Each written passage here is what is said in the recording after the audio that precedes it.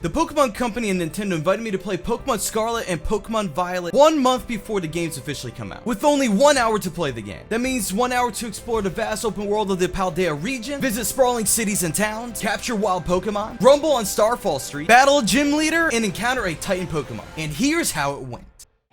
Before sitting down to officially play the game, Nintendo had some ground rules. First, we would be playing a special developer build of Pokemon Scarlet, specially tuned for this experience. My experience will most likely not be the experience you will have when the games come out in November. Rule number 2, we were only allowed to play in a certain area of the Paldea region, so we couldn't get too adventurous. Rule number 3, we cannot reveal any new or returning Pokemon not already previously announced, with the exception of Bellibolt, which has officially been announced but wasn't yet announced when we previewed this game. Rule number 4, we were allowed to do anything we wanted to as long as it was within the first 3 rules, no set path to follow, and when the game is officially launched, you'll be able to play the game in any order you want to. You can start with the first gym or the last gym. You can choose any path you want to. The adventure will be yours. But I still only had 1 hour to do everything. There were 3 main paths we were encouraged to try. Path number 1, a gym test and gym leader battle with grass type gym leader Brassius. Path number 2, attempt the Path of Legends to hunt for a Titan Pokemon. And path number 3, take on Team Star and their horde of Pokemon at Starfall Street. There's also sandwich making to buff your Pokemon stat, bathing to presumably build friendship with your Pokemon, catch Pokemon to fill your Pokedex, craft TMs, you get the idea. There's a lot to do in 1 hour in a relatively small part of Paldea. There's no time to waste. Starting off right outside my house, I set off to explore my immediate surrounding. I picked up sparkly items in the wild, tested the Let's Go feature to auto battle Pokemon nearby and to pick up items, and search high and low to see which Pokemon I could encounter, battle, and catch. There's an improved battling and catching system where you can transition seamlessly from running in the wild to a Pokemon encounter and to eventually catch that Pokemon. Do note that some Pokemon appear during certain times of day. Also, the day and night cycle do not run off of the Nintendo Switch clock, but rather off of a cycle built into the game that cannot be changed. During this exploration, I did encounter some unannounced Pokemon, but please look forward to discovering these Pokemon for yourself when the games are officially launched. If you happen to be worried about the number of Pokemon appearing in the wild, worry no more. There were Pokemon everywhere. In the sky, in the water, in groups, in different elevations. That's where I had to learn cliff scaling and gliding. Might I add that some of the controls to do some of the actions that I have been describing are a little bit confusing and will take some time to get used to. Once I got a grasp of the basic game mechanics, I set out to further explore the area. One of the first things I wanted to do was check out the brand new outdoor Pokemon Center design. I absolutely love the roadside service station vibe it gives. While I was there, I dropped my team off for a quick heal. Coincidentally, this is the exact team that I had during the preview, until I was able to catch myself a Paldean Wooper later on. While there, I also looked at the new TM machine, which will require some crafting to use. You'll need league points and various items in order to craft TMs. You can also gain league points by exchanging materials that you find throughout the game at the TM machine. Let me say that if you have any concerns about the size of the open world of the Paldea region, you have absolutely nothing to worry about. Personally, I was worried about this too, but the region is massive. More than enough Pokemon in open world to explore. Which brings me to Mesagoza and Artisan. These were the only 2 cities that I explored during my preview. And when I say explore, I spent a very brief amount of time running around the plaza in Mesagoza and other outdoor areas in the city. Unfortunately, I spent even less time in Artisan. I really wanted to take in as much as I could because the 1 hour preview window was quickly passing by. While I'm sure the gym battle with Brassius would undoubtedly be a rewarding experience, I decided to explore the canyon area of Paldea instead. While in the canyon, I got a call from Arvin about the Stony Cliff Titan Pokemon, so I set out to see if I could find it. My journey on this path was incredibly brief because I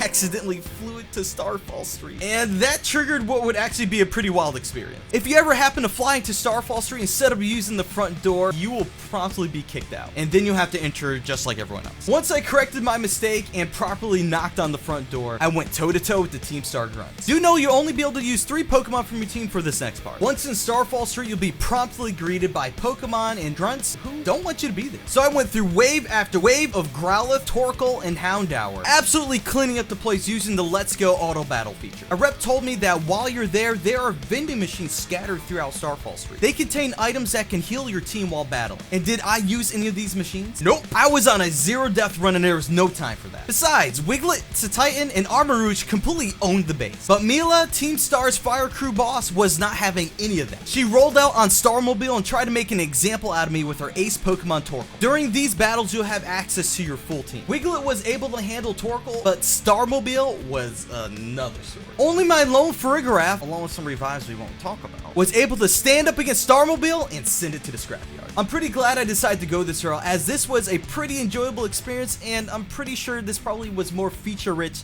than the other two paths I could have chosen. Then there were Tera Raid Battles. We were given a few minutes to hunt down a Pokemon to catch, add to our party in order to participate in the Tera Raid Battle. I asked one of the reps I was with to pick a Pokemon I should bring into the Tera Raid Battle. He chose Makihita. My Makihita was the only Pokemon that didn't faint during the battle. We literally finished that Wingull Tera Raid Battle when the timer hit 0. That's when 3 out of the 4 participants, including myself, glitched out and we were unable to catch Wingull or receive any raid rewards. Only the host got to do that. Even with that unexpected finish, Tera Raid Battles seemed like a fun way to catch Pokemon, complete your Pokedex, try out new terrestrializations, and gather items for your journey. There are so many cool features to explore, including character customization, which I probably could have spent my entire preview time on if I really wanted to, but that would not have been the best use of my time. Picnics with sandwich making look fun and are sure to be a hit for those looking for the right combinations of ingredients to boost their Pokemon stats to enhance your adventure. While we didn't have the option to co-op play outside of the Tera Raid Battle that we did, it looks like a fun way to get together with your friends, catch Pokemon, do your own Tera Raid Battles, and to explore the Paldea region together. Photo features like taking pictures with nearby Pokemon, cities, environments, and even selfies look like a fun way to really customize and own your gameplay. Look forward to the game's release on November 18th to get started on your very own custom journey in the Paldea region. I'll be answering your questions, the ones I'm able to answer, live on Twitch and TikTok. Be sure to like, subscribe, and thank you for watching.